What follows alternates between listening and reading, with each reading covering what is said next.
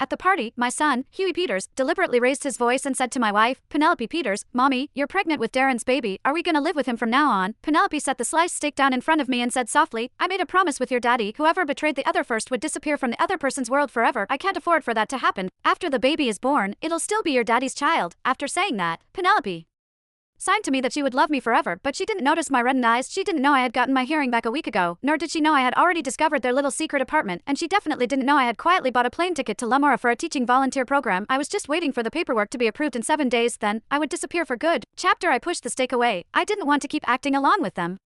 When I stood up, my wife, Penelope Peters, hurried to her feet too and signed to ask what was wrong. I shook my head and said quietly, it's late, I'm going back to rest. Penelope tried to leave with me, but several of her close friends stopped her together. Milton's health isn't great, he needs more rest. Why are you in such a rush to leave? Exactly, Darren will be here any minute. You haven't seen him all day, don't you miss him at all? My son, Huey Peters, tugged on Penelope's sleeve. Mommy, I Miss Darren, can we not go home with Daddy? Panic flashed across Penelope's face. Seeing that I showed no reaction, she frowned and said, don't mention Darren's name in front of your dad. Why are you so worried? Daddy's deaf, he can't hear. Huey said. After hearing that, I pressed Penelope back into her chair. I can go back by myself, you all stay. As soon as I finished speaking, I turned and left. I didn't even give her a chance to stop me.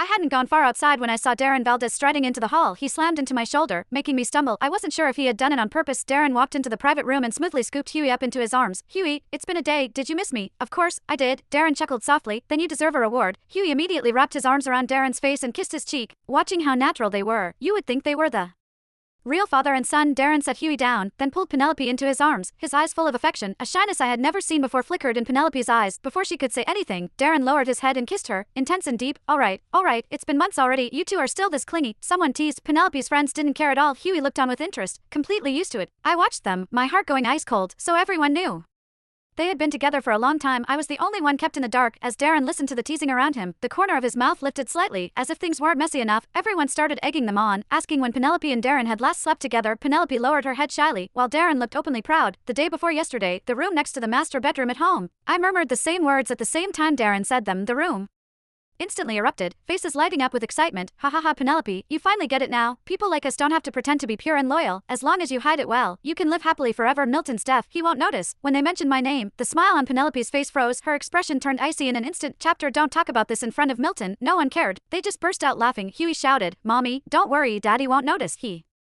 can't hear. The laughter inside kept going, while I stood frozen outside, unable to move. Right then, a server tapped me on the shoulder from behind. Sir, anything I can help you with? The moment he spoke, the noise inside the private room stopped dead, and everyone turned to look at me. Penelope's face went pale with panic. She quickly pulled her hand away from Darren's waist, her eyes darting around. She signed to ask why I had come back and explained that Darren was just a close friend, but she didn't notice that her lipstick